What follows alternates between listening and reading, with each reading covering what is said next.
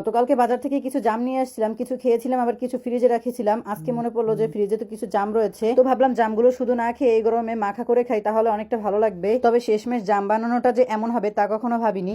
জামগুলো ফ্রিজে রাখা ছিল, আর এই যে দেখো আমাদের ফ্রিজের অবস্থা। আমাদের ফ্রিজে কিছু থাকুক আর না থাকুক, ডিম অবশ্যই থাকবে, কারণ ডিম হচ্ছে আমাদের ঘরের জাতীয় খাবার। জামগুলো যেহেতু ফ্রিজে ছিল সেই জন্য আমি পানি দিয়ে ভালো করে ধুয়ে দিলাম। আর এই বাটিটা একটু ছোট ছিল, যার কারণে এখানে জাম মাখানো যেত না, সেই জন্য আমি বাটি চেঞ্জ করে নিলাম। এখানে আমি মরিচ পুড়তে চেয়েছিলাম, তবে আপুর কাছে শুনলাম আমাদের বাসায় নাকি চিলি ফ্লেক্স আছে, সেই জন্য ও বললো মরিচ পোড়ার দরকার নেই। আর আম্মু রান্না করতেছিল, সেখান থেকে কিছু পেঁয়াজ নিয়ে আসলাম, আর এখানে চিলি ফ্লেক্স দিয়ে দিছে। আমার কাছে মনে হয়েছে অনেক বেশি হয়ে গেছে, কারণ আমি ঝাল খুবই কম খাই। তারপর চিন্তা করলাম আবার, আরে যা হওয়ার হয়ে গেছে, ভুল তো একবার দুইবার হয়েই থাকে। এরপর আবার তেল দিতে গিয়ে দেখলাম তেল অনেক বেশি হয়ে গেছে। মানে কি বলবো ভাই, কোনো কিছু বানাতে গেলে শান্তি নেই। আচ্ছা, যা হওয়ার তা হয়ে গেছে, তা নিয়ে এখন টেনশন করে লাভ নাই। এখন লবণ দিতে হবে, সেই জন্য আমি লবণ নিয়ে আসলাম। এখানে লবণ আমি অল্প পরিমাণ দিয়েছি, আর আমি কখনো লবণের পরিমাপটা বুঝতে পারি না। সবসময় লবণের পরিমাপটা একটু বেশি হয়ে যায়, সেই জন্য এবার লবণ খুব কম দিলাম, কারণ লবণ বেশি হলে খাওয়া যাবে না, তবে কম দিলে আমি নিয়ে আবার খেতে পারবো। এবার মশলার সাথে জামগুলোকে ভালোভাবে মাখিয়ে নিলাম। তবে জামগুলো অনেক মিষ্টি ছিল, তবে এখন মনে হয় যে চিনির পরিমাণ খুব কম হয়ে গেছে, তাই একটু চিনি দিয়ে দিলাম। আর এই আমাদের জাম মাখা রেডি।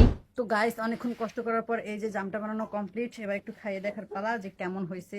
আমি জানি তোমরা প্রথম থেকে অপেক্ষা করতেছিলা কেমন হয়েছে সেই রিভিউটা নেওয়ার জন্য। তো আমি এখন খেয়ে রিভিউ দেওয়ার আগেই তোমরা পারলে গেস করো যে আমি এখন কি বলতে পারি। মানতা বিম্যাম বানাইছে না, খেতে একেবারে বাজে হয়েছে।